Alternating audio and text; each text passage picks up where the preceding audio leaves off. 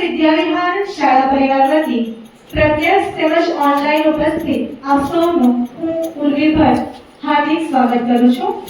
શિક્ષક દિનની આપ સૌને ખૂબ ખૂબ શુભેચ્છાઓ। શિક્ષક દિન આપણા સૌનો દિવસ, આપણા શિક્ષકોને આજે વિશેષ રૂપે યાદ કરવાનો દિવસ। આ દિવસ જેમને કારણે ઉજવાય છે તેવા દેશના દ્વિતીય રાષ્ટ્રપતિ એક શિક્ષક એવા ડોક્ટર સર્વપલ્લી રાધાકૃષ્ણનને યાદ કરીને આજના દિવસની આ કાર્યક્રમની શુભ શરૂઆત આપણે દીપ પ્રાગટ્ય થકી કરીએ। હું મહેમાન શ્રી ડોક્ટર મીનાબેન દવેને વિનંતી કરું કે તેઓ દીપ પ્રાગટ્ય કરે।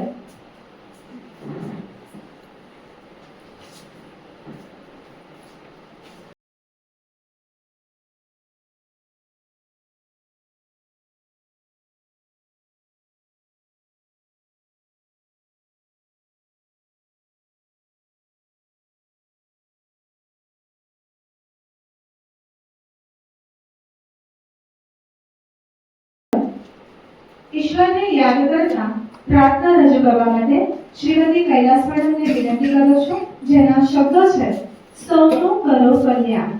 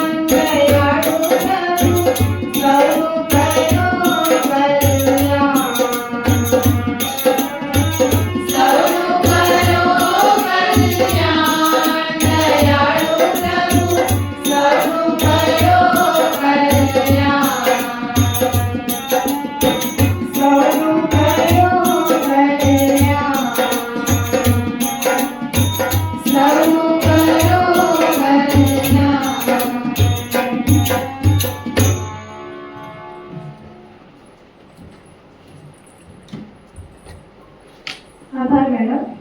અતિથિ દેવો ભવ. ભારતીય સાંસ્કૃતિક પરંપરા અનુસાર મહેમાનશ્રીઓનું સ્વાગત કરીશું. ડોક્ટર મીરાબેન દવેનું સ્વાગત કરવા શ્રીમતી અંજલિ મેડમને વિનંતી કરું છું. ડોક્ટર મીરાબેન એ સાહિત્ય પ્રેમી તથા લેખિકા છે, જે બી આર્ટ્સ એન્ડ સાયન્સ કોલેજમાં નિવૃત્ત પ્રોફેસર છે. શાળા સાથે ગાઢ નાતો ધરાવે છે અને ગુજરાતી ભાષા પર ગજબનું પ્રભુત્વ ધરાવે છે. આભાર મેડમ. કુમારી ભવ્યાના પિતા શ્રી ધર્મેશભાઈ શુક્લ સરનું સ્વાગત કરવા શ્રી રમેશ સરને વિનંતી કરું છું.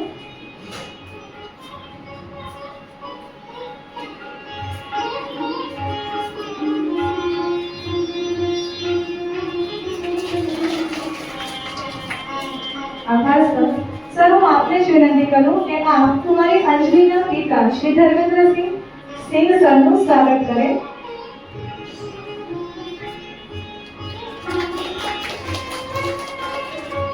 આભાર સર. કુમારી અંજલિના માતા શ્રીમતી સાધનાબેનનું સ્વાગત કરવા શ્રીમતી હેમાક્ષી મેડમને વિનંતી કરું છું.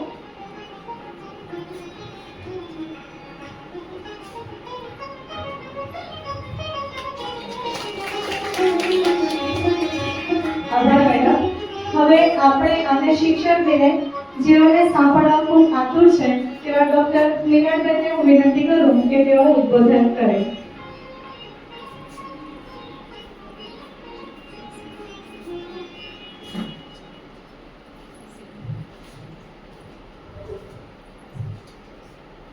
પ્રિય શિક્ષક મિત્રો અને લાઈક વિદ્યાર્થીઓ બેઠી છે બંને વિદ્યાર્થીઓ, પહેલા તો તમને સૌને શિક્ષક દિવસના અભિનંદન.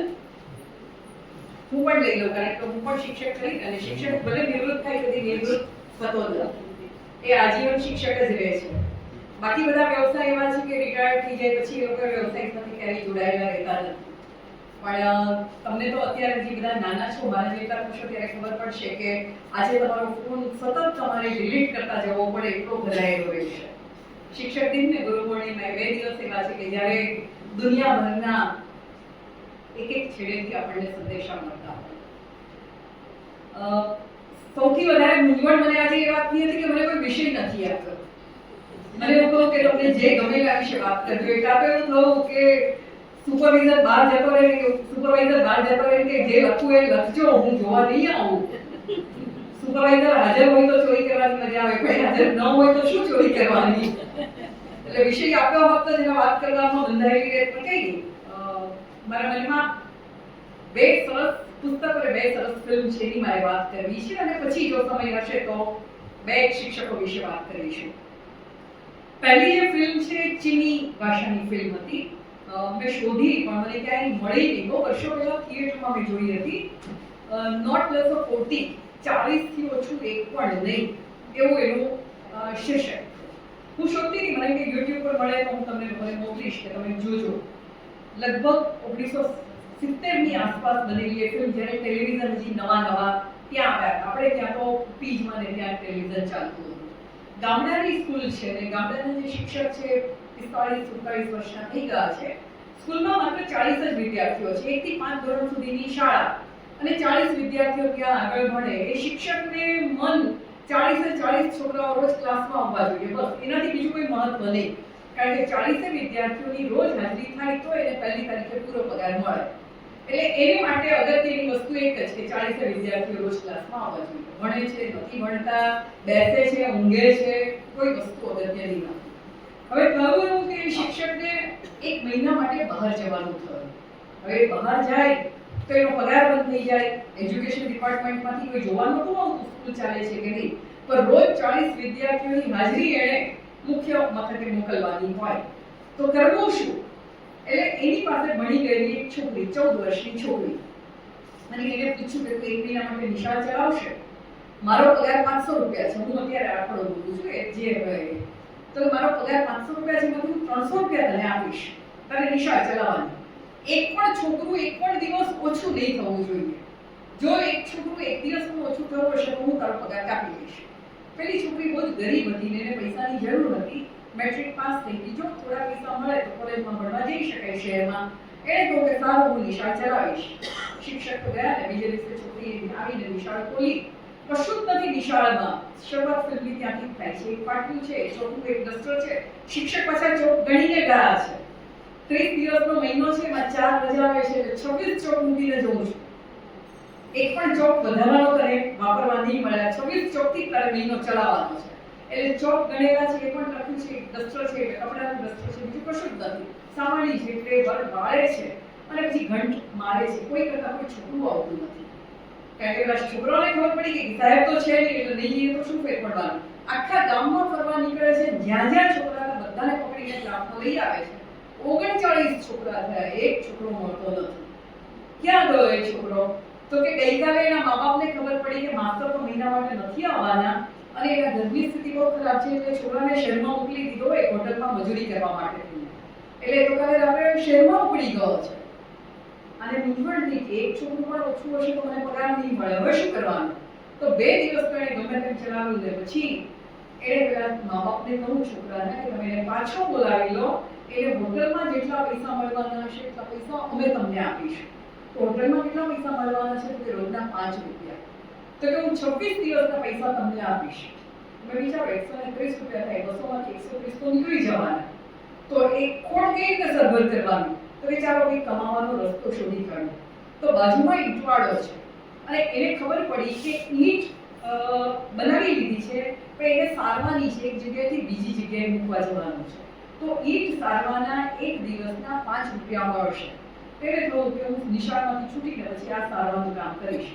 એટલે નિશાળ પૂરી થાય એટલે ઈંટવાડામાં જઈને ઈંટો એક જગ્યાએથી બીજી જગ્યાએ મૂકવાનું કામ કરે. એની નિશાળના છોકરાઓને ખબર પડી કે આપણા બેન છે ને એ તો આવું કામ કરવા જાય છે ને 5 રૂપિયા રોજ મળે. એટલે છોકરાઓ એમાં જોડાયા. એટલા બધા ઉત્સાહમાં આવી ગયા કે પાકી ઈંટ તો સારી લીધી, પણ પેલી કાચી ઈંટ હજી ગોઠવી હતી જે નિંબાડામાં મૂકી હતી એ પણ સારીને ભૂકો કરીને મૂકી દીધી. એટલે જે પૈસા મળવાના હતા એ તો ગયા, કારણ કે પાકી ઈંટ લઈ લીધી પણ જે કાચી ઈંટ લઈ આવી એ તો ભૂકો થઈ ગઈ. એટલે એ ઈંટવાળાને તો ખોટ ગઈ. એટલે કહું કે તમને 1 પણ રૂપિયો નહીં મળે. પેલા છોકરાને તો શોધવાનો બાકી જ છે. તો શનિ રવિની રજામાં એને નક્કી કર્યું કે છોકરાને હું શોધવા જઈશ. મા બાપને પૂછ્યું કે કઈ હોટલમાં છે, હું ત્યાં જાઉં એને લઈ આવું, અમે પછી તમને પૈસા આપીશું. તો કે હોટલનું નામ ખબર છે, જગ્યા અમે નથી જોઈ. એટલે ઉપડી એ શહેરમાં જવાનું બસ માટેના પૈસા તો જોઈએ, એટલા પૈસા તો છે નહીં. તો એટલી ખબર કે 10 કિલોમીટર દૂર ચાલતા જવાય. ચાલતી જાય છે, રસ્તામાં એક ગરેડાવાળો મળે છે. તો ગરેડું ખાલી જ છે. તો છોકરી કહે છે મને થોડી વાર બેસવા દેશો? તો બેસી જા, મને શું વાંધો છે.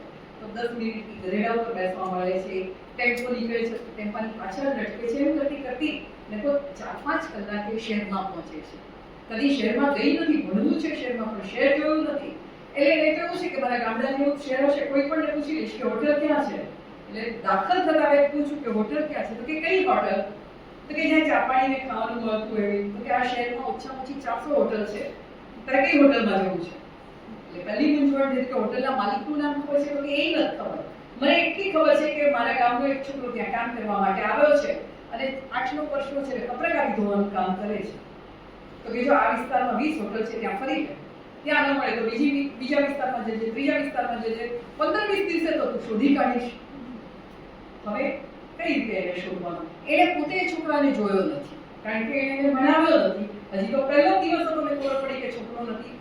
સદભાગ્ય કે દુર્ભાગ્યે પેલા શિક્ષક એક ચોપડી આપેલી જેમાં બધા છોકરાઓના ફોટા હતા. એ ચોપડી લઈને આવી છે. ફોટાને આધારે પેલા છોકરાને ઓળખવાનો છે. એટલે પહેલે દિવસે તો ભૂખી તરસી બધી હોટલોમાં ફરે ને ફોટો બતાવે કે આ ફોટાવાળો છોકરો તમારે ત્યાં છે, આ ફોટાવાળો છોકરો તમારે ત્યાં છે. તમે કોઈ એ છોકરાને જોયો છે? કોઈ મળતું નથી. બીજે દિવસે રવિવાર છે, આજે એક જ દિવસ હાથમાં છે, સોમવારે તો પાછું નિશાળમાં પહોંચવાનું છે અને એ પાછું 10 કિલોમીટર ચાલતા ચાલતા જવાનું છે. સાંજ પડી ત્યાં સુધી કોઈ મેળ નથી પડ્યો. એટલે સાંજે પાછું ચાલવાનું શરૂ કર્યું. કશું જ લીધા વિના આવી હતી, ખાધું પીધું નથી, પાછું 10 કિલોમીટર ચાલીને જવાનું છે. ચાલતી ચાલતી ગામમાં પહોંચી. બીજે દિવસે પાછી નિશાળ શરૂ કરી. આજે 39 માંથી 32 છોકરા થઈ ગયા છે, બાકીના 7 અદૃશ્ય થઈ ગયા છે. પાછા એને શોધવા નીકળી તો કોઈ નદીએ નાવા ભાગી ગયા છે, કોઈ ઝાડ પર ચડીને રમી રહ્યા છે. બધાને પકડીને લઈ આવી. છોકરાઓ કે તમે અમને બેસાડી રાખો, એનો કોઈ અર્થ કરો, અમને કરાવો તો ખરા. એટલે છોકરાઓને એને પાટિયા પર લખાવવાનું શરૂ કર્યું. પણ ચોક એવા જમાનાના હશે કે લખવાનું શરૂ કરે ચોક તૂટે, લખવાનું શરૂ કરે ચોક તૂટે. પહેલા દિવસે 7 ચોક તૂટી ગયા. હવે ભણાવવાનું કઈ રીતે? તો કોઈ છોકરા એવું કહું કે અમારા ઘરની પાછળ એક છે ને માટીનો ઢગલો છે, એ ધોળી માટી છે.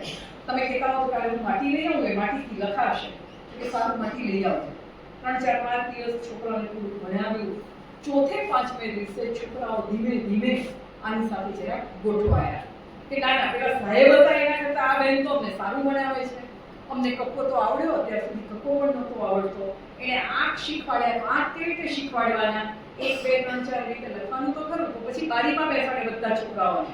અને પેલી ગોવાળ નીકળે ને એટલે ભેંસની કે ગાયની હાર જતી હોય તો કે ગણો કેટલી છે, એટલે બધા છોકરાએ ગણવાની. બધા છોકરાને આંખ કાચા એટલે કોઈ કે 15 હતા, કોઈ કે 12 હતા, કોઈ કે 7 હતા, કારણ કે ગણતા જ નથી આવડતું. એટલે પછી બીજે દિવસે ઊભી રહી અને જેટલી ભેંસ નીકળે એ બધા પર ચોકથી 1 2 3 4 એમ વધતી જાય અને કે પાછી આવે ત્યારે તમે જોજો કે કેટલી ગઈ હતી ને કેટલી પાછી આવી. એટલે વ્યવહારુ દ્રષ્ટિએ આમને બધું શીખવાડ્યું. પાછા શનિ રવિ આવે, પાછું પેલા છોકરાને શોધવા માટે શહેરમાં જવાનું. તો આ વખતે નિશાળના 2-3 છોકરા એની સાથે તૈયાર થયા કે અમે જુદા જુદા વિસ્તારમાં તમને શોધવા લાગીશું. પહોંચ્યા એ લોકો શનિવારે સાંજે નિશાળમાં એટલે શહેરમાં શોધે છે. ક્યાંય કરતા ક્યાંય કોઈ હોટલનો પત્તો લાગતો નથી, કોઈ એક લારી પર તપાસ કરી જો. એક માણસે એ કહ્યું કે તું કેમ ટેલિવિઝન સેન્ટર ઉપર જતી, ત્યાં કેમ નથી જતી, ત્યાં જા ને આ ફોટો બતાવો, ત્યાં જાહેરાત આવશે કે ભાઈ આ છોકરો ખોવાયો છે, આખા શહેરમાં ઘેરે ઘેર આ સમાચાર પહોંચી જશે અને છોકરો જે હોટલમાં હશે ત્યાં સમાચાર પહોંચશે એટલે તમને સહેલાઈથી મળી જશે. એટલે ઉપરી ટેલિવિઝન સેન્ટર ઉપર બીજે દિવસે રવિવારે સિનેમેટિક ટેલિવિઝન સેન્ટર એટલા બેડરૂમમાં છે, ત્યાં જઈને ત્યાં મૂક્યું. તો બહુ જ મોટું સેન્ટર છે, બહાર તો ચોકીદાર છે, પેલી છોકરી જેવી અંદર જવા દે એને અંદર નહીં જવા દીધી. શું કામ છે તારે?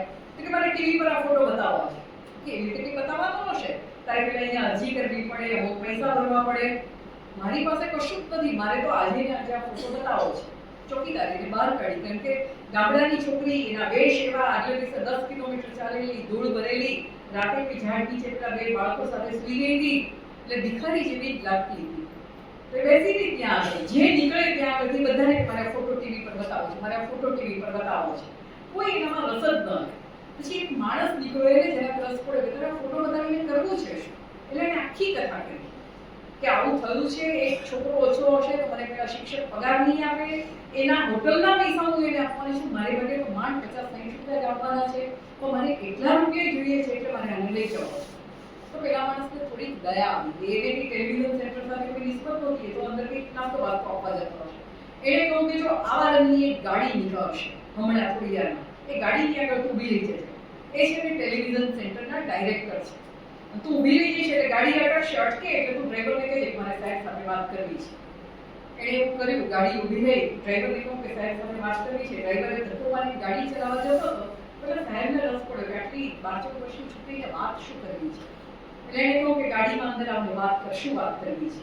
એટલે એણે પેલો આખું ચોપડી બતાવી, અંદરથી ફોટો બતાવ્યો અને કહું કે આ ફોટાવાળા છોકરાને મારે શોધવો છે. કે કેમ શોધવો છે?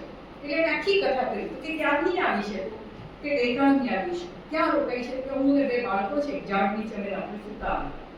એટલે ડાયરેક્ટરનું મન પલળી ગયું કે કોઈ છોકરી આટલી બધી મહેનત કરી શકે અને આટલા ઓછા રૂપિયા માટે થઈને એટલો તો એના કરતા 10 ગણો એનો રોજનો પગાર હતો.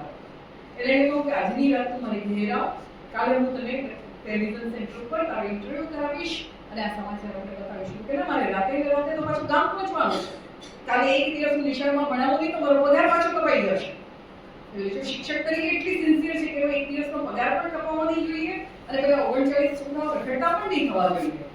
એટલે તો પેલા ડાયરેક્ટર કે શું કરીએ અત્યારે? તો કે હા અત્યારે જ બતાવો. એટલે ડાયરેક્ટર અંદર ગયા અને જે કાર્યક્રમ ચાલતો હતો એમાં તો કે બ્રેકિંગ ન્યૂઝમાં 5 મિનિટની ક્લિપ આપણે મૂકવાની છે. અને છોકરી જેવી હાલતમાં હતી એવી ને એવી હાલતમાં એને સ્ટુડિયોમાં લઈ ગયા, પોતે સામે ઇન્ટરવ્યુ લેવા બેઠા અને કહું કે તારી બધી વાત કરે. એને ફોટો બતાવ્યો, આખી કથા કરી કે શિક્ષકની કેવી રીતે એની સાથે થયું, આ થયું. અને એને કહું કે આ ફોટાવાળો છોકરો જેને પણ મળે, જ્યાં પણ મળે, મહેરબાની કરીને એને ગામમાં પાછો મોકલો. પેલા ડાયરેક્ટર કહું કે હવે તું જા અને શોધવાની ઘેર પહોંચાડવાની જવાબદારી માની. અને એણે પોતાની ગાડી મૂકીને પેલા 3 બાળકોને ત્યાં મોકલ્યા. હજી તો 10 દિવસ થયા છે, બાકીના 20 દિવસ બાકી છે. પેલા છોકરાનો સમાચાર આવે એની પણ રાહ જોવાની છે અને બાકીના 20 દિવસ ભણાવવાનું છે.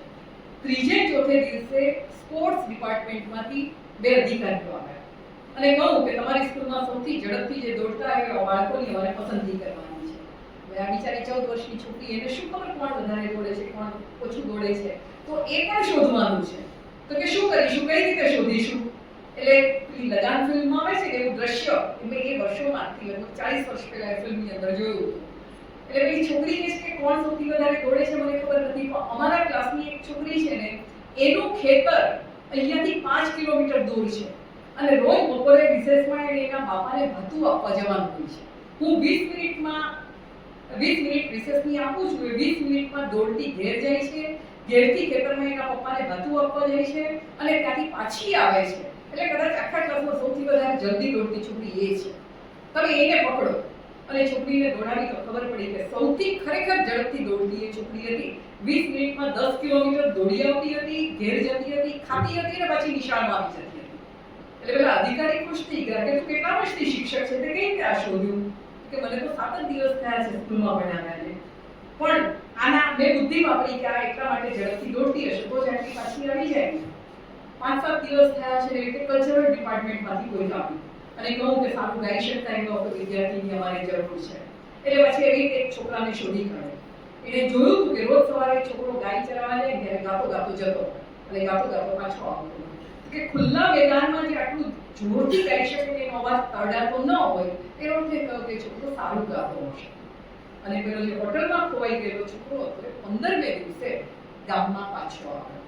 હવે ગામના લોકોને પણ થવા માંડ્યું કે આ છોકરીએ આટલા દિવસમાં કેટલું બધું કરી આપ્યું. પેલા શિક્ષક આટલા વર્ષોથી હતા અને કશું નહોતા કરતા, છોકરીએ આટલું બધું કર્યું, તો આપણે એ છોકરી માટે પણ કશું કરવું જોઈએ. એટલે પાછું પેલા ઈંટવાડાવાળાને કહું કે હવે તું આ છોકરીને એના બાળકોને કામ આપ, કારણ કે આનો તો પગાર કપાઈ જવાનો છે. એ પેલા હોટલવાળા છોકરાને પૈસા આપશે. એટલે પછી ઈંટવાડાવાળાએ કહું કે સારું હું કામ આપીશ અને દર રવિવારે એ લોકોને ઈંટો ગોઠવવાનું કામ મળ્યું. અને એમ કરતા 30 દિવસ પૂરા થયા અને શિક્ષક આવ્યા, આવીને ગણતરી કરી, એક પણ બાળક ઓછું નથી, બરોબર 40 બાળકો હાજર છે. એટલે 40 બાળકો માટે મેં નક્કી કર્યો કે એટલો પગાર આપ્યો, 50 પોતે રાખ્યા, 150 રૂપિયા પેલા છોકરાના મા બાપને આપ્યા. શિક્ષકે પૂછ્યું કેમ? તો કે હોટલમાં જતો રહ્યો ત્યારે પાછો લઈ આવ્યા, શરત સાથે લાવી કે મારે 150 રૂપિયા એને આપી દેવા પડે. એટલે શિક્ષકે કહ્યું કે ખરેખર હું નહીં, તું સાચી શિક્ષક છે. હું તો કામ નથી કરવાનો અને છતાં મેં અડધો પગાર લઈ લીધો ને તને આટલા પૈસા આપ્યા. તો કામ કર્યું અને છતાં તારે આટલા પૈસા જવા દીધા, તો પૂરા પૈસા હું તને આપું છું. અને એને પછી શિક્ષણ વિભાગમાં લખ્યું કે આ છોકરીએ એક દિવસમાં આટલું પ્રાપ્ત કર્યું છે, તો હું તમને ઉંમરની મર્યાદા છોડી દેવી વિનંતી કરું છું કે આ છોકરીને શિક્ષક બનાવવામાં આવે. એટલે શિક્ષણ વિભાગમાંથી એને શિક્ષક તરીકેની એપોઇન્ટમેન્ટ મળી. પણ એ તો મારે તો ભણવું છે, હું ભણ્યા પછી શિક્ષક બનવા માંગુ છું, મારે કોઈ વગર લાયકાતે ત્યાં કોઈ શિક્ષક તરીકે નથી બનવું. આ બનેલી ઘટના ઉપરથી બનેલી ફિલ્મ. આ ફિલ્મ જોઈને એટલી બધી અસર કરી હતી. પેલી 14 વર્ષની છોકરી શિક્ષક તરીકે ક્લાસમાં દોડાદોડી કરતા છોકરાઓને ભેગા કરતી હોય, પોતાનાથી મોટા દેખાતા છોકરાઓ મારામારી કરતા હોય, એને અટકાવવાના હોય. પણ એક શિક્ષક શું કરી શકે? ભલે ને પહેલે જ દિવસે શિક્ષક બની હતી, પણ એ શિક્ષક બની એટલે એને જવાબદારી ખબર પડી ગઈ કે મારે શું કરવાનું છે, શું કરી શકે. એનો ઉત્તમ નમૂનો એ ફિલ્મે મને આપ્યો. બીજી એક અંગ્રેજી ફિલ્મ હતી ટુ સર વિથ લવ. એ પણ એક અંગ્રેજી નવલકથા ઉપરથી બનેલી ફિલ્મ હતી. આ તો યુટ્યુબ પર મળે છે, તમારામાંથી કેટલાક કદાચ જોઈ પણ હશે. આ અમેરિકાની ફિલ્મ છે. એ પણ પેલા જે નિગ્રો શિક્ષક હતા એને પોતાની આત્મકથા લખી, એના આધારે બનેલી આ ફિલ્મ હતી. આપણે તેને બીએડ કર્યા પછી આપણે શિક્ષક તરીકે જોડાયા એટલે ટીચર્સ ડિપ્લોમા લઈને એક કાળો માણસ છે, નિગ્રો છે, અમેરિકન હસ્તી છે, એને સ્કૂલમાં નોકરી મળી છે. પણ પહેલી જે નોકરી મળી છે એને ખબર નથી કે એ સ્કૂલ કેવી છે. વિસ્તાર સાંભળીને બહુ જ ખુશ થઈ ગયો કે કેલિફોર્નિયામાં મને કામ મળ્યું. કેલિફોર્નિયા એટલે અમેરિકાનું સારું રાજ્ય. પણ ગયા પછી એને ખબર પડી કે કેલિફોર્નિયામાં એને જે જગ્યાએ કામ મળ્યું છે એ તો સ્લમ વિસ્તાર છે, ઝૂંપડપટ્ટી વિસ્તાર છે. અને અમેરિકાની ઝૂંપડપટ્ટી આપણી ધારાવી ઝૂંપડપટ્ટીને પણ સારી કેવડાવે એ પ્રકારની. ત્યાં આગળ મોટા ભાગના બધા જ ભાગેડુઓ રહેતા હોય, ઘર છોડીને આવતા રહ્યા હોય એવા લોકો રહેતા હોય, લગ્ન ન કર્યા હોય છતાં સાથે રહેતા હોય, ગુનેગારો હોય, સૌથી વધારે ડ્રગ્સ ને બધાનો જ્યાં વેપાર થતો હોય, દારૂ તો પાણીની જેમ જ્યાં આગળ રેલાતો હોય, જુગાર રમાતા હોય, એ પ્રકારની ઝૂંપડપટ્ટી. અને એમાં એણે શિક્ષક તરીકે કામ કરવાનું છે અને એ પણ કયા ક્લાસમાં 8મા અને 9મા ગ્રેડમાં, એટલે કે 14 થી 16 વર્ષના જે બાળકો હોય એ વર્ગની અંદર એને ભણાવવાનું છે. બહુ બધાએ ચેતવ્યો કે તું ખોટી સ્કૂલમાં જઈ ગયો છે, આના કરતા નોકરી ના લેશ. એક તો આ બદનામ ઝૂંપડપટ્ટી છે અને એમાંય તને જે ગ્રેડ અપાયો છે 8મા અને 9મા, તું હજી માંડ 22 વર્ષનો છે અને પેલા જે છોકરાઓ આવશે ને તારાથી મોટી ઉંમરના પણ હશે, કારણ કે આ બધા એવા છોકરાઓ છે કે જેમને મા બાપે ઘરમાંથી કાઢી મૂક્યા હશે, ઘર છોડીને આવતા રહ્યા હશે અને પરાણે સ્કૂલમાં ફરજિયાત ભણવાનું એટલા માટે થઈને સ્કૂલમાં આવતા હશે, પાસ નહીં થતા હોય અને મારામારી કરતા હશે, છરી એમના ખિસ્સામાંથી દેખાતી હશે, એવા બધાને તારે ભણાવવાનું તારાથી થશે? એને કહું કે પ્રયોગ તો કરવા દો, મને જવા તો દો. પહેલે દિવસે સ્કૂલમાં હાજર થવા ગયો, એના પ્રિન્સિપાલે કહું કે આજથી એક પણ શિક્ષક અમારે ત્યાં ટક્યો નથી. હું એકલો એટલા માટે ટકી ગયો છું, હું આ વિસ્તારનો છું. અને એને જોયું કે પ્રિન્સિપાલના ખિસ્સામાંથી કશું દેખાઈ ગયું છે ઉફસેલું, એટલે કે એ હાથમાં પોતાની સ્વતંત્રતા, પોતાની સલામતીના પૂરેપૂરી તૈયારી સાથે જ ક્લાસમાં આવે છે. અને એને કહું કે ના, મને જવા તો પગ તો ધ્રુજે છે, પણ ક્લાસમાં ગયો અને એને જે ક્લાસ જોયો તો તમને એવું થાય, ફિલ્મમાં તો બતાવે છે પણ નવલકથામાં એનું અદ્ભુત વર્ણન કર્યું છે. આવો બસ ક્લાસ છે, કેટલી બધી બેન્ચ છે, આપણા જેવી બેન્ચ નથી, પેલું ડેસ્ક વાળી બેન્ચ છે, તો પાટિયું ખોલી શકો એ પ્રકારની, અને એક બેન્ચ એક જ વિદ્યાર્થી બેસી શકે એવી લગભગ 40-42 જેટલા છોકરા છોકરીઓ છે ને એને ચેતવવામાં આવ્યો તો એવા જ બધા છોકરા છોકરીઓ છે. 13-14 વર્ષના તો કોઈ છે જ નહીં, 16, 17, 18, એકાદો તો 22-24 વર્ષનો પણ દેખાય છે, ઊંધી ટોપી પહેરી છે, કોઈકના મોઢામાં સિગરેટ છે, કોઈકનું મોઢું ચાલી રહ્યું છે, અને છોકરીઓ પણ જરા પણ ક્ષોભ સંકોચ વિના કોઈ છોકરાના ખોળામાં બેઠી છે અને એના આવકાર માટે તોરણ લટકાવવામાં આવ્યું છે.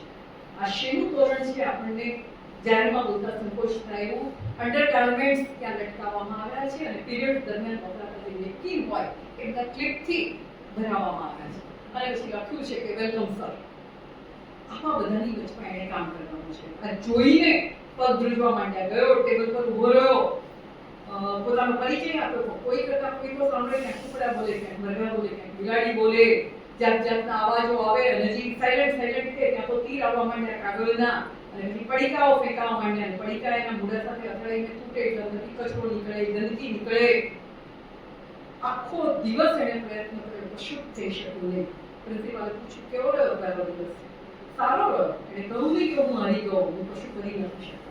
એને નક્કી કર્યું કે કાલે હું બીજો પ્રયોગ કરીશ, એ લોકો સાથે વાત કરવાનો પ્રયત્ન કરીશ. બીજો દિવસ તો એનાથી પણ વધારે ખરાબ ગયો. કોઈ બેન્ચ ઉપર જાય તો ઉઠીને બારીમાંથી કૂદીને બહાર જતા રહે. છોકરા છોકરી એકબીજાને એની હાજરીમાં ચૂવી ભરે અને કોઈને અટકાવી ન શકે, બોલે કોઈ સાંભળવા જ તૈયાર ન થાય. એ બોલવાનું શરૂ કરે એટલે એનાથી બુમડા અવાજે છોકરાને છોકરીઓના અવાજ શરૂ થઈ જાય. ત્રીજો દિવસ, ચોથો દિવસ, પાંચમો દિવસ, લગભગ 10 દિવસ આવા ગયા અને એને કહ્યું કે હું કદાચ અહીંયાથી પાછો જતો રહીશ, મારે નથી કરી દઉં, હું કોઈ પણ હોટલમાં વેઇટર તરીકેનું કામ કરી લઈશ, હું કોર્ટ ઉપર જઈને સામાન ઉચકવાનું કામ કરીશ, તો મારે આવી નિશાળમાં શિક્ષક નથી બનવું. તો પછી આખી રાત વિચાર્યું કે મારા શિક્ષકે મને શીખવાડેલું કે શિક્ષક કદી હાર માનતો નથી. એને કામ જ એક કરવાનું છે કે એની પાસે કાચી માટી હોય એમાંથી એને નવા નવા આકાર સર્જવાના છે. કદાચ મારી માટી વધારે કાંકરાવાળી છે, મારી માટી વધારે કચરાવાળી છે, તો મારે ચાળવી પડશે, પણ અંદર રહેલી માટીને શોધી એમાંથી જુદા જુદા આકાર તો મારે સર્જવાના છે. તો શું કરવું જોઈએ? એટલે 11મા દિવસે એને નક્કી કર્યું કે હું આજે કશું બોલીશ નહીં, હું માત્ર બેન્ચ પર બેઠો બેઠો જોયા જ કરીશ. આટલા દિવસ સુધી એને બરાડા પાડ્યા હતા, કોઈકને બેસાડવાનો પ્રયત્ન કર્યો હતો, કોઈકને ઊભા કરીને એક જગ્યાએથી બીજી જગ્યાએ કરવાનો પ્રયત્ન કર્યો હતો અને સામે ધક્કા ખાધા હતા.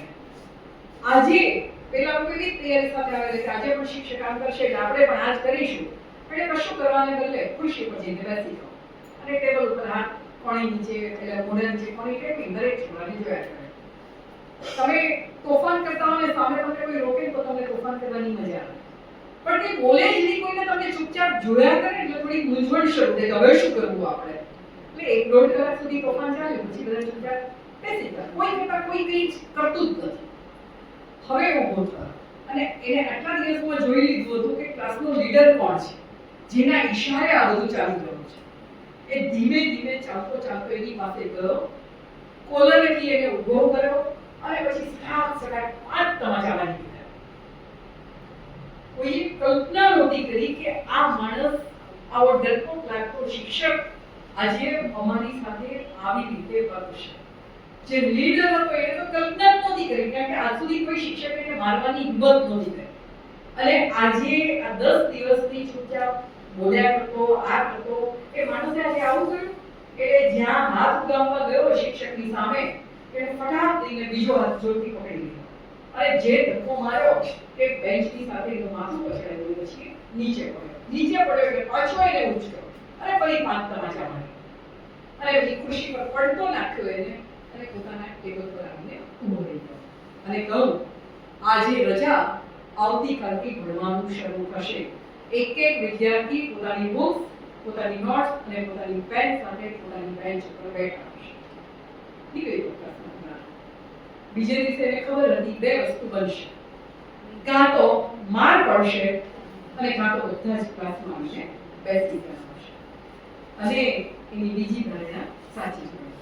પેલો તોફાની છોકરો નહોતો, એની ગેંગ હતી, એ લગભગ અદ્રશ્ય હતી, તો 12-14 તો એવા હતા કે જે લોકો શાંતિથી બેઠા હતા. એમને ભણાવવાનું શરૂ કર્યું. એવું નહોતું કે બધા બીજા દિવસથી બહુ ચોખ્ખી ગયા, બધા શાંત થઈ ગયા, બધા ભણવા માંડ્યું. તોફાનો તો ચાલતા જ રહેતા હતા, પણ એને ખબર હતી કે હવે આ લોકોની ચાવી મારા હાથમાં છે. શરૂઆતમાં વાર્તાઓ કરી, જુદા જુદી વાતો કરી અને એમ કરતા એ લોકોને ભણાવવાની લાઈન પર લઈ ગયા. પેલી તોફાની ગેંગ ગઈ એ ફરી પાછી કદી ક્લાસમાં આવી છે. પણ જેટલા રહ્યા એમાંય જે તોફાન કરતા હતા એ લોકોએ ધીમે ધીમે તોફાન કરવાનું બંધ કર્યું અને આની પાસે ભણવાનું શરૂ કર્યું. લગભગ 1.5 વર્ષ એને ત્યાં ભણાવ્યું હશે. એના પ્રિન્સિપાલને આશ્ચર્ય થતું હતું કે જે ક્લાસમાં કદી ક્યારેય શાંતિ નહોતી જળવાતી, એ ક્લાસમાં હવે તાળીઓના અવાજ સંભળાય છે, એ ક્લાસમાંથી હવે હસવાના અવાજ સંભળાય છે અને એ ક્લાસમાં પરીક્ષા લેવાય છે ત્યારે આન્સર બુક્સ આખી પાછી આવે છે. બાકી તો જ્યારે પરીક્ષા લેવાય ત્યારે છોકરાઓ ફાડીને જતા રહેતા હતા. એક પણ આન્સર બુકમાં કશું લખેલું મળતું નહોતું, એને બદલે આન્સર બુક્સ પાછી આવે છે અને લખેલી આવે છે. લગભગ 1.5 વર્ષ એને ભણાવ્યું હશે અને એને બીજી સ્કૂલમાં નોકરીનો ઓર્ડર મળ્યો અને એણે નક્કી કર્યું કે પોતે આગળથી જશે. એટલે એને ક્લાસમાં છોકરાઓને કહું કે હવે આવતીકાલથી આપણે નહીં મળીએ, હું બીજી સ્કૂલમાં જઈ રહ્યો છું. તો જે છોકરાઓ ક્લાસમાં તોફાન કરતા હતા, ગમે તે બધું ભરાવતા હતા, ગમે તે કરતા હતા, એ બધા એ દિવસે રીતસરના પોકે રડ્યા. અને એ બધાએ આ 1.5 વર્ષમાં એની સાથે માયા બંધાઈ, એટલે બધાની કથાઓ એ જાણતો હતો. કોઈનો બાપ ચોર હતો, કોઈનો બાપ ખૂની હતો, કોઈની માં વેશ્યા હતી, કોઈ ચોરીનું કામ કરે, કોઈ આ કરે. અને એ લોકો કોઈએ ક્યારેય માર્ગદર્શન જ નહોતું આપ્યું, કોઈએ રસ્તો નહોતો બતાવ્યો. એ લોકો આમાં જ ઉછરેલા એ માનતા હતા કે આ જ જિંદગી છે. ત્રાસી સિગરેટ રાખીને પીવી, ટોપી ઊંધી પહેરવી, જેના માકા ચૂકા ચાલવું, એ લોકોને એમાં એમની બહાદુરી દેખાતી હતી.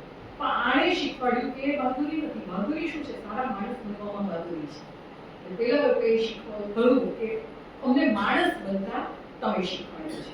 અને બીજે દિવસે જ્યારે એ ટ્રેનમાં બેસવા માટે સ્ટેશન પર ગયો ત્યારે એને જોયું કે એના 30-35 વિદ્યાર્થીઓ હતા, એ બધા જ ત્યાં આગળ હાજર હતા. એક સરસ મજાનું બોક્સ એને ભેટ આપવામાં આવ્યું અને ભેટ ઉપર લખ્યું હતું ટુ સર્વ વિથ લવ. પહેલા દિવસે અહીંયા આગળ વેલકમ જે રીતે થયું હતું એનું જે બધું ટીંગાડીને અને એની સામે છેલ્લે દિવસે 1.5 વર્ષ પછી જઈ ગયો હતો ત્યારે એનું જે ફેરવેલ હતું એટલે એને યાદ કરાવ્યું કે આની અંદર શું હતું છે, નેપકિન્સ મૂક્યા છે પણ અંડરગાર્મેન્ટ્સ મૂક્યા છે. પહેલો દિવસ યાદ કરાવ્યો એટલે બધા જ હસી પડ્યા કે એવું તો હવે ક્યારેય મેં કોઈને ભેટ નહીં આપી. તમે જઈને જોજો, તમને ખબર પડશે કે અંદર શું છે. અને એને જઈને બોક્સ ખોલ્યું તો કશું જ નહોતું, માત્ર કાગળ હતા. દરેક વિદ્યાર્થીએ પોતે આ શિક્ષક પાસેથી શું શીખ્યા એ પત્ર એમણે લખીને આપ્યા. અને એના જેવી ઉત્તમ ભેટ બીજી કોઈ ન હોઈ શકે. તમને બીજું કશું આપ્યું હોત, ખાવાનું આપ્યું હોત, કે બધું સડી ગયું હોત કે પૂરું થઈ ગયું, પણ વિદ્યાર્થીઓ દ્વારા શિક્ષકને લખાયેલા પત્રો એ એમની અદ્ભુત. એ નવલકથા પણ હતી ને એટલી સરસ ફિલ્મ પણ બની. એટલે મેં કહું ત્યારે મારે ખાલી શિક્ષકોની સરસ મજાની વાતો જ કરવી છે, આપણે કોઈ ઉપદેશ કે કશું નથી સાંભળવું. આ નવલકથા જ્યારે વાંચીને ત્યારે આપણે ગુજરાતના એક શિક્ષકની ઘટના યાદ આવી. એ શિક્ષકનું નામ તખ્તસિંહજી પરમાર. તમે લોકોએ નામ નથી સાંભળ્યું, હું એની પછી એની ઓળખાણ કે કોણ. એ જુનાગઢમાં શરૂઆતમાં શિક્ષક તરીકે જોડાયા અને રજપૂત એટલે પેલી રજપૂત છાત્રાલય હોય એના રેક્ટર પણ એ રહ્યા. એટલે એના પેલા ગૃહપતિ તરીકે પણ કામ કરે. અને આ વાત કરું છું લગભગ 1960ની આસપાસની. એ જમાનામાં સૌરાષ્ટ્રમાં તો ખાસ આજે પણ બાપુ એટલે જરા માથા ભરે ગણાય. બાપુના દીકરાને તમારાથી આંગળી પણ ન અડાડે ગામની અંદર તો, કારણ કે એ તો બાપુનું મગજ બહુ જ પેલું ફરી જાય. તો તખ્તસિંહજી પરમાર બાપુ અને પાછા રજપૂત છાત્રાલયના રેક્ટર. અને તમે દેખવામાં જો તો માંડ આટલી ગઈ, મારે ખભા સુધી આવે એટલા નીચા. બાપુ પોતે પણ બાપુ છતાં એટલા નીચા. એટલે બધું છોકરાઓ તો શરૂઆતમાં એમને ગાંઠે જ નહીં, કારણ કે હાઈટમાં નીચા, દેખાવમાં નાના છોકરા જેવા લાગે. હોસ્ટેલનો નિયમ કે 9 વાગે હોસ્ટેલનો દરવાજો બંધ થઈ જાય પછી કોઈ વિદ્યાર્થી બહાર નહીં જવાનું. આ છોકરાઓ બધા કૂદીને રાત્રે સિનેમા જોવા માટે જાય. શરૂઆતમાં તો બાપુને ખબર નહીં કે આવું કંઈ થઈ રહ્યું છે, એટલે તકો બાપુ કેમ બનાવ્યું, ખબર પડી કે આવું કશું બની રહ્યું છે. એક દિવસ હોસ્ટેલની દિવાલની નીચે અંદરની બાજુ બેઠા આરામ, ખબર પડી કે છોકરાઓ સિનેમા જોવા ગયા છે. 12:30 વાગ્યા હશે, સિનેમા જોઈને આવે એ પછી એક છોકરું કૂદતું જાય, જેવું કૂદે પકડી બાજુ બેસાડે, એને બોલવાની તક જ ના કે મારા નીચે થઈ શકે. એટલે તો 16 છોકરાને કે બાજુમાં બેસાડે. અને પછી એક જ વાત કહું, હવે સિનેમા જોવું હોય, સિનેમા જોવા જવું હોય, મારી રજા લઈને જજો. આવી રીતે દિવાલ પરથી કૂદી ના હોય, પડો તમારા પગ ભાંગે, તમારા બાપને શું જવાબ આપશે? તે ઉછાળવાનો સિનેમા જોવા ગયો હતો, પડ્યો એટલે મારો પગ ભાંગે. એટલે જવું હોય તો મારી રજા લઈને જાય, તો હું દરવાજો ખોલવાની વ્યવસ્થા કરી આપીશ. એવાની જરૂર નથી, પછી કોઈ છોકરો ક્યારેય બધી સિનેમા જોવા નહીં. રજા મળી ને પછી તમારે નિયમો તોડવાની જરૂર નથી. પણ કોલેજની અંદર એમણે શિસ્ત ઊભી કરી. એનસીસીના એક ઓફિસર હતા. શિસ્ત ઊભી કરી એટલે કોઈ છોકરો દાદાગીરી કરતો હોય કોલેજમાં તો આટલા નાનકડા લાગતા તકુ બાપુ એ છોકરાને દોડાવીને છોકરી નાખે. 2, 4, 5 કિલોમીટર સુધી એટલું દોડાવીને પછી એ છોકરો કદી તોફાન કરેલું. એમણે ક્યારેય કોઈની પર હાથ નથી ઉઠાવ્યો, એમણે ક્યારેય કોઈને માર્યા નહીં. 2 વસ્તુ કરવી, તો પ્રેમથી એની સાથે વાત કરીને, બીજી બાજુ જરૂર પડે તો આવી રીતે શારીરિક શ્રમ કરાવીને એને ઢીલો કરી દીધો. છોકરાઓને ખૂબ વાંચતા કર્યા. એના ઘરની લાઇબ્રેરી છોકરાઓ માટે હંમેશા ખુલ્લી મૂકી દીધી. એવું ખબર પડે કે ગરીબ ગરતો છોકરો છે કે ફી નથી, તો પોતે એની ફી ભરી અને કહ્યું કે છોકરાઓને તમે લોકો ભણો. લગભગ 10 વર્ષ એમણે જુનાગઢની બૌદ્ધિક કોલેજમાં કામ કર્યું. અને એ જુનાગઢથી એમની સરકારી કોલેજ હતી એટલે 10થી ભાવનગર થઈ. તો જુનાગઢથી ભાવનગર એટલે ટ્રેનમાં જવાનું હતું. આખી ટ્રેન વિદ્યાર્થીઓએ શણગારી. રેલવે સ્ટેશનના અધિકારીઓને કહ્યું કે કોઈ મોટા નેતા આવી રહ્યા છે, કે કોઈ બાપુ એટલે સાધુ મહારાજ જઈ રહ્યા છે, કોણ છે? છોકરાને પૂછ્યું કે ના, જુનાગઢથી ઉપડતી ટ્રેન અમારા સાહેબ આજે નિવૃત્ત એટલે રિટાયર્ડ એટલે બદલી થઈને ભાવનગર જઈ રહ્યા છે, એને અમે વિદાય આપવા માટે લઈને આવ્યા છીએ. આખી ટ્રેન શણગારી અને પેલા સ્ટેશન માસ્ટર હતા એ ટ્રેન એ દિવસે 10 મિનિટ મોડી ઉપાડી. એને પણ કુતૂહલ હતું કે આવો તો કોણ માણસ છે, કોણ શિક્ષક છે કે જેને આટલું બધું આખું નગર એને માન આપવા માટે ઉઠ્યું છે. એવું કહેવાય છે કે અડધું જુનાગઢ એ વખતે રેલવે સ્ટેશન પર હાજર હતું. શિક્ષક આ કરી શકે છે, વિદ્યાર્થીઓને એ ઘડવાનું કામ કરે છે, વિદ્યાર્થીઓમાં રહેલી શક્તિને બહાર લાવવાનું કામ કરે છે. અને એ કરવાનું છે શું? અત્યારે તો આપણે એઆઈના જમાનામાં જીવીએ છીએ. હમણાં જ વાત થતી હતી, કોઈ કહું કે હવે શિક્ષકની જરૂરત નથી પડવાની, કારણ કે ગૂગલ તમને બધું આપી દેવાનું, વિકીપીડિયા તમને બધું આપી દેવાનું. અને હવે તો આપણા વોટ્સએપમાં બ્લુ ચેકઆઉટ ફરે છે એઆઈનું. તમારે કશું પણ જાણવું હોય તો તરત તમે ક્લિક કરો, પછી શિક્ષકની શું જરૂર પડવાની છે? એટલે આવી વાત થતી હતી. પછી હું હસતી હતી, ખાલી શિક્ષકની જરૂર નહીં પડે, તો ડોક્ટરની જરૂર નહીં પડે. કારણ કે આપણે જોઈ લઈશું દવા કઈ છે, ઓપરેશન જોઈ નાખીશું. ના, ડોક્ટરની જરૂર પડશે, કારણ કે જોઈને ઓપરેશન નહીં થાય. એવી જ રીતે આ એઆઈ કે બીજી બધી જે આપણી જે વેબસાઇટ્સ છે કે જે બધા છે એ તમને માત્ર માહિતી આપે છે, તો તમારા મનની વાત એ નથી સાંભળતું. હા, તમે મનમાં શું વિચારો છો તમે એને ખબર પડતું હશે, પણ તમારું જે સંવેદના જગત છે ને એ સંવેદના જગતને તો માત્ર માણસ જ સમજી શકે. અને આ ઉંમરના બાળકો માટે તો શિક્ષકથી વધારે ઉત્તમ બીજું કોઈ હોઈ જ ન શકે. એને જે રીતે સમજે છે એવું બીજું કોઈ જ ક્યારેય સમજવાનું નથી. 2-3 આપણે ગુજરાતના શિક્ષકોની વાત કરીએ ને, મારી વાત પૂરી કરું, કારણ કે હું કંઈક આખો મારે 1 કલાકનો પીરિયડ નથી લેવાનો. એટલે શિક્ષકની કેવું હોય ને, અમારે 1 કલાકના પીરિયડ લેતા 1 કલાક સુધી બોલવાનું અટકે જ નહીં. પણ 2-3 સરસ મજાના શિક્ષકની વાત કરવી છે. આજે તખ્તસિંહજી પરમારની વાત કરીને એ મહેન્દ્રસિંહ પરમારના દીકરા કે જે ગુજરાતી ભણાવતા હોય 10મા ધોરણમાં ડાંગ વનોમાં જે પાઠ ભણ્યો છે મહેન્દ્રસિંહના પિતા એટલે તખ્તસિંહ. મહેન્દ્રસિંહ પરમાર પણ એટલા જ આદર્શ શિક્ષક છે. પિતાના ગુણ એમનામાં આવ્યા. તો મેં પેલું રેલવે સ્ટેશનના સંદર્ભમાં એ વાત યાદ આવી એટલે વાત કરી. લોકભારતી નામની આપણે ત્યાં એક યુનિવર્સિટી છે. એ લોકભારતીની શરૂઆત જ્યારે થઈ હતી ત્યારે ગ્રામ શાળાઓ તરીકે થઈ હતી. નવી કેળવણી એના ઉદ્દેશથી શરૂ થઈ હતી. એના જે સ્થાપક હતા નાનાભાઈ ભટ્ટ, આજે પણ મને એવું લાગે કે એવા શિક્ષક બનવું તો એવા શિક્ષક બનવું.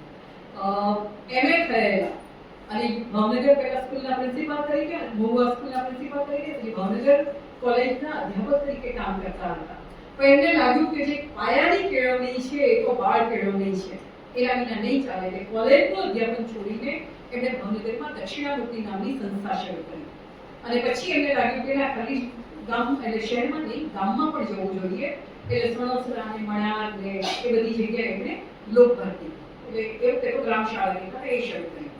એ વખતે અંગ્રેજોનું શાસન હતું એટલે ભાવનગરના મહારાજાએ કહ્યું કે હું તમને જમીન આપું. નાના ભાઈએ કહ્યું કે દાનમાં જમીન નથી જોઈતી. રાજ્ય પાસેથી દાનમાં જમીન લઈશ તો ક્યારેક રાજ્યની સામે શિંગડા બરાબર છે, મારાથી નહીં બરાબર. રાજ્યની સામે મારો અવાજ ઊંચો નહીં થાય કારણ કે તમારે આ દાનને કારણે મારું માથું નમેલું રહેશે. એટલે પૈસા લઈને તમે મને જમીન આપો. અને નાના ભાઈએ પૈસા લઈને એ જમીન ત્યાં આગળ લીધી. ત્યાં આગળ ગામડાના બાળકોને રાખવાની વ્યવસ્થા કરી. પહેલી વખત સહશિક્ષણ ત્યાં શરૂ થયું. હોસ્ટેલની વ્યવસ્થા થઈ. આપણે બધામાં નથી કહેતા, બે ઘટના ખાલી એક શિક્ષકનું ખમીર કેવું હોય એને માટેની આ બે ઘટના છે. એક હોસ્ટેલના વિદ્યાર્થીઓએ સરસ મજાની કૂતરી પાળેલી. તરત ગુજરાતીમાં એક પાઠ આવે છે એવો મને ખ્યાલ છે ત્યાં સુધી. તો હું એ ઘટનાને બોલું, બીજી ઘટના કહું. વિદ્યાર્થીઓએ કૂતરી પાળેલી ને રાજાના સૈનિકો નીકળ્યા ને એમને તો કૂતરી તો બહુ સરસ છે, લઈ જવી જોઈએ આપણે. એટલે એ લોકોએ કૂતરી લઈ જવાનો પ્રયત્ન કર્યો અને છોકરાએ દોડતા દોડતા જઈને નાના ભાઈને કહું કે આપણી કાળી કૂતરીને રાજાના સૈનિકો લઈ જાય છે. નાના ભાઈ ઘરે નહીં લઈ જઈ શકો. અમારા બાળકોની પાળેલી કૂતરીને સૈનિકોથી ન લઈ જવાય. અને એમને ધમકી આપવામાં આવી કે તમે ભાવનગર રાજ્યની જમીન ઉપર તમારી શાળા બનાવીને બેઠા છો. ખબર છે ને રાજાની વાત નહીં માનો તો શું થશે? કે જે કરવું એ કરી દો પણ આ કૂતરી તો નહીં જ મળે. અને અનંતરાય પટણી, પ્રભાશંકર પટણીના દીકરા એ વખતે દીવાન હતા, એમના સુધી વાત પહોંચી અને ત્યારે અનંતરાયે કહ્યું કે નાનાભાઈ ખબર છે ને તમને રાજ્યની ગ્રાન્ટ તમને સ્કૂલ ચલાવવા માટેથી મળે છે. ગ્રાન્ટ નહીં મળે તો નિશાળ બંધ કરવાનો વારો આવશે તો શું કરશો? બેઠા બેઠા રાજના મૂળ તો શું? રાજ્યમાં જ્યાં જ્યાં ખોટું ચાલી રહ્યું છે એ બધું ઉખેડી તમને બતાવીશું. તમે જો ગ્રાન્ટ બંધ કરશો અત્યારે મારી કૂતરીને કારણે તો તમારી બધી નબળાઈઓ છે શિક્ષક તરીકે બધી જ ખોદીને હું તમને બતાવીશું. અને પછી અનંતરાય પટણીએ પેલી કૂતરી ન લેવાનો સૈનિકોને હુકમ કર્યો. બીજી ઘટના નાનાભાઈ ભટ્ટની જ, એ પણ એટલી જ જાણીતી છે. એક જમાનામાં કટકડમાં બારવટિયાઓ બહુ હતા. અને એક બારવટિયાએ કેવડાવ્યું કે આજે નાનાભાઈ તમારે ગામ લૂંટવા આવવાનું છે પણ તમારી સંસ્થાને કશું નહીં કરો. કારણ કે એને ખબર કે નાનાભાઈ બાળકોનું કામ કરે છે, લોક કેળવણીનું કામ કરે છે, એટલે તમારી સંસ્થાને કશું નહીં કર્યું. તમે એ વાતે નચી કરે છો. અને બારવટીઓ રાત્રે, એ જમાનામાં બારવટીઓ જાસા મોકલતા, કહેતા કે આજે ગામ લૂંટવા આવવાના છીએ. તો ગામને પાદરે પહોંચ્યા ત્યારે જોયું કે લોકોનું ટોળું ઊભું છે, સૌથી આગળ નાનાભાઈ કાપડી લઈને ઊભા છે. એટલે કહું નાનાભાઈ તમે કેમ ઊભા છો? તમારી સંસ્થાનું કશું નથી કરવાનું. તો કે મારી સંસ્થાને નથી કરવાનો પણ આ ગામ જ્યાં સંસ્થા ચાલતી હોય ત્યાં આગળ કશું પણ ખોટું કામ થઈ શકે નહીં. એટલે તું જો ગામમાં પગ મૂકશે તો પહેલો હુમલો હું તારી ઉપર કરીશ. તું મને આટલું માન આપે છે હું જરાય તારી શરમ નહીં રાખું. તો જે બારવટિયાથી આખો વિસ્તાર ધ્રુજતો એ બારવટિયાએ ત્યાં આગળથી પાછા જવું પડ્યું. આ શિક્ષકની તાકાત હતી. આ શિક્ષકનું ખમીર હતું. પેલા પોલીસોમાં આ તાકાત નહોતી કે જે એને અટકાવી શકે, કે રાજાના પ્રતિનિધિઓમાં એ તાકાત નહીં હોય, પણ શિક્ષકની તાકાત હતી કે એને ગામને લૂંટાવા ન દીધું કે હું જ્યાં બેઠો હોઉં ત્યાં આગળ તારાથી આ વસ્તુ ન થઈ શકે. અને સૌથી છેલ્લે મને બહુ જ જે ગમતી વાત છે, આજે શરીફાબેને ફેસબુક પર લખી છે એ વાતની સાથે મારી વાત પૂરી કરું. એમના મોટા ભાઈ એટલે ડોક્ટર આઈ કે વિજયવાળા, બહુ જ જાણીતા લેખક અને સારા બાળ રોગ નિષ્ણાત. એ લોકો 5 ભાઈબંધ, ઘરની આર્થિક સ્થિતિ બહુ જ નબળી. એ લોકોના પપ્પા છાપું વેચવાનું કામ કરતા, માં લોકોના કપડાં સીવે, છાણા વીણવા જાય, એ બધું કામ કરીને ઘરનું ગુજરાન ચાલે. ઈચ્છા એવી કે પાંચે પાંચ ભાઈ બહેનો ભણે. તો ડૉક્ટર આઈ કે વીજળીવાળા નાનપણમાં થોડાક તોફાની હશે. પહેલા ધોરણમાં મૂક્યા ને સાહેબ જરા વાતે મારવાવાળા, એટલે અમને માર ખાવો ગમે નહીં, એટલે માર રોજ નિશાળે મોકલે તો દફતર લઈને નિશાળે જાય. પણ નિશાળેથી પછી છટકીને ગામના તળાવે જતા રહે, ગામના બગીચામાં ફર્યા કરે, આખું વર્ષ નિશાળે ગયા. માને કે છોકરો તો નિશાળે જાય છે. પરિણામ આવ્યું, પહેલા ધોરણમાં કશું આવ્યું નહીં, નપાસ થયા. માએ બરોબર ઝપટી નાખ્યા નપાસ થયા એટલે. વેકેશન પૂરું થયું, ફરી પાછું છોકરાને નિશાળમાં મૂકવાનો વારો આવ્યો. નપાસ થયેલા એટલે પહેલા ધોરણમાં ફરીથી એમને નિશાળમાં દાખલ થવાનું હતું. ના પાડી કે નથી જવું, બધા છોકરા ચીડવશે.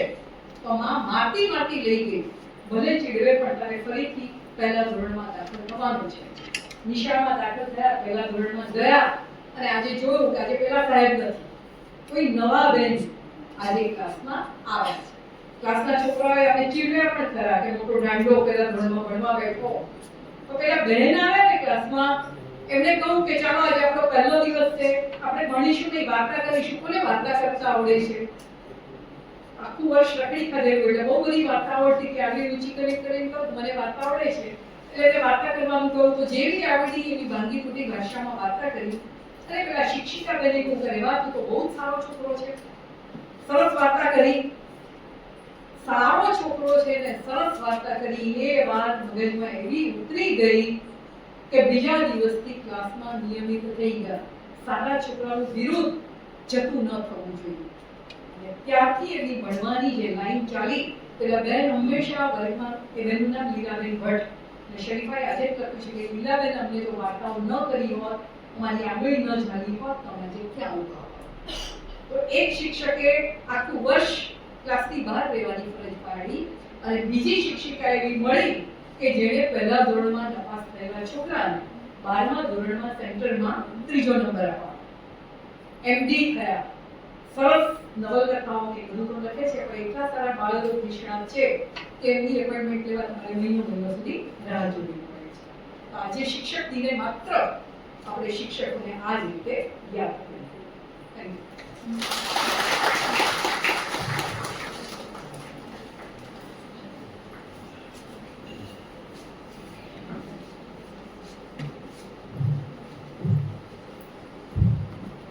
આભાર મેડમ, ખૂબ સરસ વાતો કરી શિક્ષકોની, ખૂબ પ્રેરણાદાયક રહ્યું.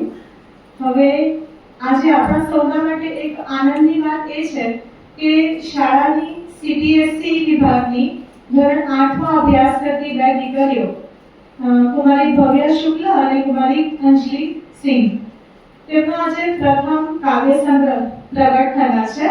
તો બંને દીકરીઓ એ ધોરણ 6માંથી જ એટલે નાની ઉંમરે તેમને જે બુલેટિન બોર્ડ લખવાનું કાર્ય મળ્યું હતું એમાંથી તેમને લખવાની પ્રેરણા મળી અને ત્યારથી જ નાની નાની કવિતાઓ એ હિન્દી અને અંગ્રેજીમાં લખે છે. આપણે બંને માટે જોરદાર તાળીઓ. તો હવે આવો આ દીકરીને જ કહીએ, કુમારી ભવ્યાને કહીએ કે આ પ્રસંગે ઉદ્બોધન કરે.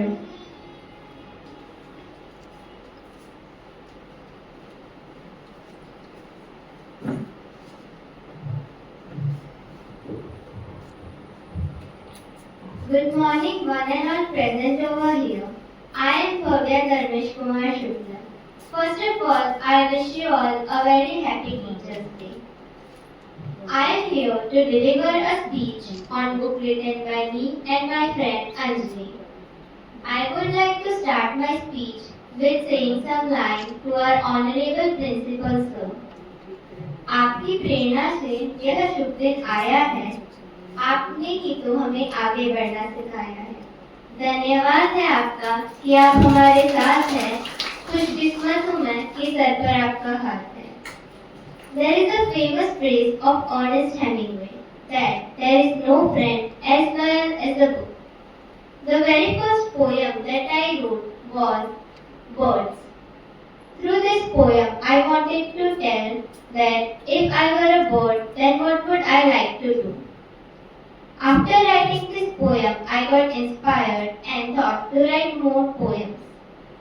My teachers and my parents guided me and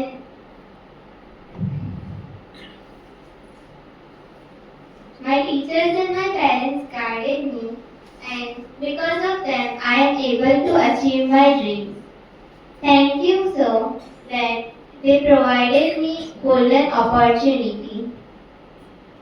One of the poems that I have written for Principal Sir, I feel privileged to say this poem in front of you all. आपने ही तो बनाया है मुझे आत्मनिर्भर। धन्यवाद करना चाहती हूँ मैं आपको आज के इस शुभ दिन पर। दिया है आपने मुझे अपने इस लक्ष्य को प्राप्त करने में सहारा और सिखाया है कि जीवन में तुम कभी हार न मानना।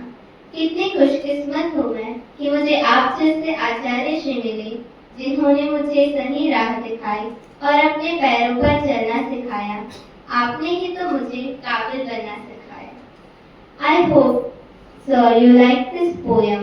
I would like to say thank you to my parents that they supported me. I am very lucky to be a student of Narayan Vidya Vihar. Thank you, everyone.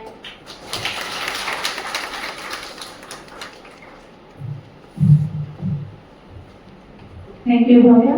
હવે આ વિદ્યાર્થીનીઓએ લખેલ પ્રથમ કાવ્ય સંગ્રહ કલર્સ ઓફ ચાઇલ્ડહુડ એનું વિમોચન કરવા માટે મહેમાનશ્રીઓને વિનંતી કરું છું. સાથે વાલીશ્રીઓને પણ વિનંતી છે કે કાવ્ય સંગ્રહનું વિમોચન કરે.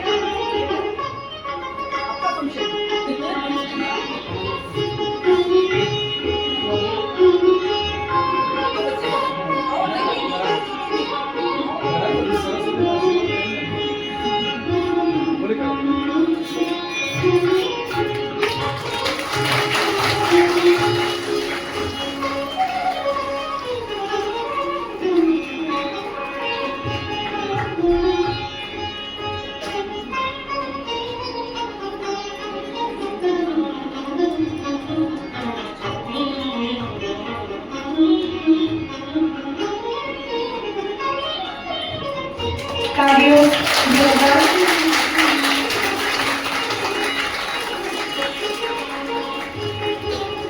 આભાર. આપનો આભાર. શબ્દના કલાકસ્ત્રી તરીકે તેઓની લાગણીઓ હજુ વધુ ને વધુ શબ્દરૂપે વહરી ઉઠે, આવા જ વધુ કાવ્ય સંગ્રહો પ્રગટ થાય તેવી હૃદયથી ખૂબ ખૂબ શુભેચ્છાઓ. સાથે બાળ કવિ કુમારી અંજલિ સિંહને ઉદ્બોધન માટે આમંત્રિત કરું છું.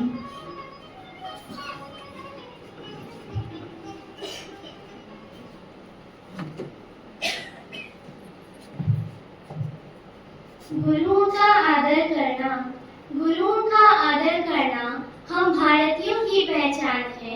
मनुष्य रूप में गुरु हमारे होते भगवान हैं। Good morning, one and all present over here. I am Anjali Dharmendra Singh from Standard 8. Today I am standing in front of you all with a position only because of 4 persons in my life. And it is my privilege today that I am declaring their names. And the second opportunity that I am having, the launching of my book is being on the holy event of Teachers Day. So I would like to declare their names. So the first period of my life, I would like to give our honorable principal sir and ma'am that they support me a lot in launching of our book. And secondly, I would like to convey a thanks to my parents that they are 24/7 available for me to support and help. Without their blessings, I'm not even a single thing. So thank you, my parents. I'm very fortunate to have parents like you. And at the third number, I would like to thank my language teachers that they helped me a lot in poem formation and recorrecting them. I and my bestie Bhavya have been writing since year 2022. Since year 2022, we have got the idea of writing from the bulletin board work which we are doing since 2022. And in the year of 2023, the series of our correcting poems, reforming, and we were in contact with our honorable principal sir for the whole year. And finally, on 24/8/2024, we came to our conclusion, the launching of our book. So thank you again, sir, for this. And as I'm being a poet today, I would like to thank our honorable principal sir and ma'am in a poetic way. So here I begin. आत्मनिर्भर बनने का जो प्रेरणा आपने मुझे प्रदान किया है, आत्मनिर्भर बनने का जो प्रेरणा आपने मुझे प्रदान किया है, जिसके कारण मैंने भी इस जग में अपना भी कुछ नाम किया है। आभारी हूँ मैं आचार्य श्री आपकी, दिल से मेरी यही भावना है, क्योंकि आपके अंतर्गत ही मैंने इस नई राह को जाना है। According to me, writing is the best way to motivate someone because it's the most easiest way you can because a poem contains most probably contains of 2 to 3 paragraphs, and if you are able to motivate someone in 2 to 3 paragraphs, then it's the best thing. So that's why according to me, writing is the best way. That's why as on this I would like to share a slogan as well. Never stop to write and make your future well. Thank you sir, thank you ma'am.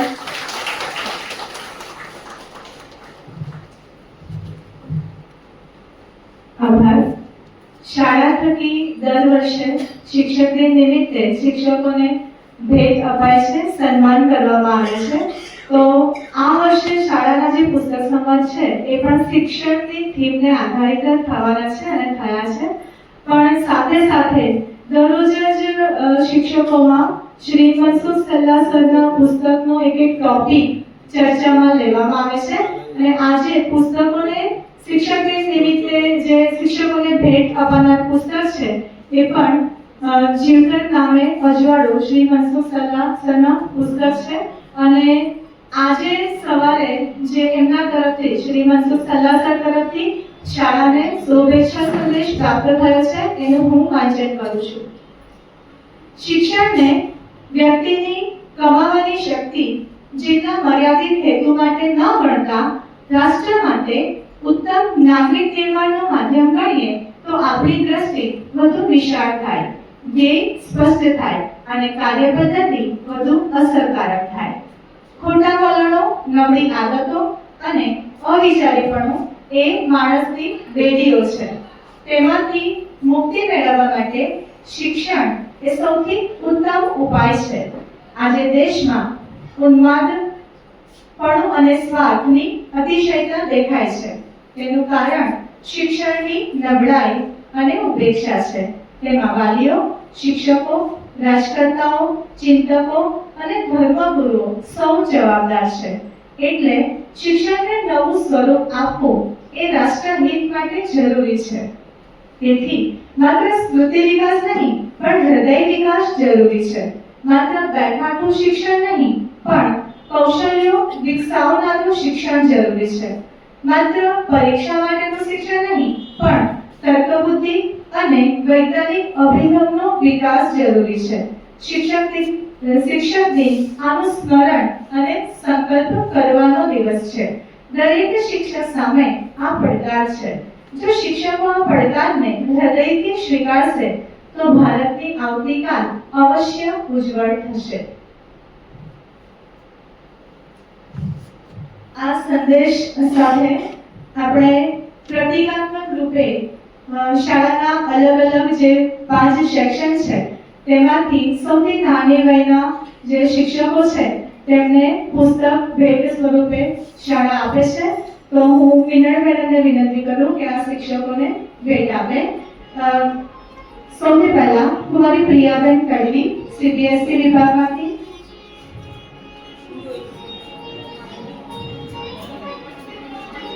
કુમારી પ્રિયાબેન તડવી. પૂર્વ પ્રાથમિક વિભાગમાંથી શ્રીમતી નિમિષાબેન શાહ. આપણે ઝડપથી આગળ આવી જઈશું.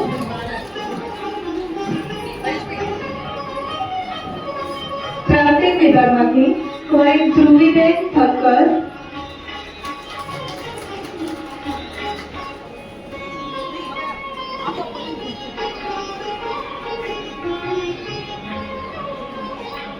માધ્યમિક ઉચ્ચતર માધ્યમિક વિભાગમાંથી કુમારી જાનવીબેન પટેલ,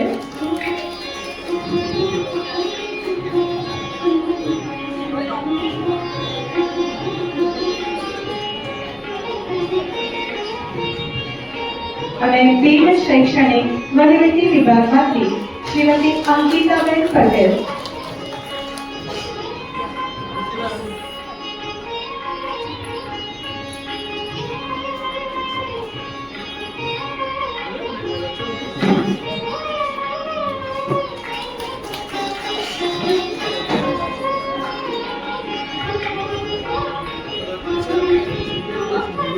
હું સૌને વિનંતી કરું કે મેડમને સ્મૃતિ ભેટ અર્પે. જૂની એડિશન છે, આનો બી મળી નવી જશે. વાત છે. હવે આપણે જ કરાવવાનું. એટલે કે પાકા ઉઠાડ્યું છે. આભાર. આપ સૌ મહેમાનશ્રીઓ સમયસર શાળામાં પધાર્યા અને ડોક્ટર મિનળબેને ખૂબ જ સુંદર રીતે શિક્ષકોની વાત થકી પ્રોત્સાહન પૂરું પાડ્યું એ બદલ આપ સૌનો ખૂબ ખૂબ આભાર. અહીં આ કાર્યક્રમ પૂર્ણ જાહેર થાય છે.